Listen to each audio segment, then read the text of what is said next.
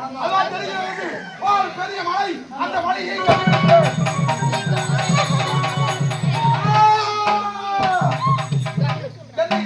இந்த பூமியில உள்ள அவன் செடி கொடி மரம் மலை அனைத்தையும் நான் கட்டி பிடிக்கிறேன். என் சுகத்துக்கு என் வெறி அடங்கவில்லை. இப்போ இது என்ன செய்ய வேண்டும் தெரியுமா? நீயே என்னை கட்டி பிடித்து ஒரு முத்தம் அடித்து என் காமத்தை தீர்க்க வேண்டும்.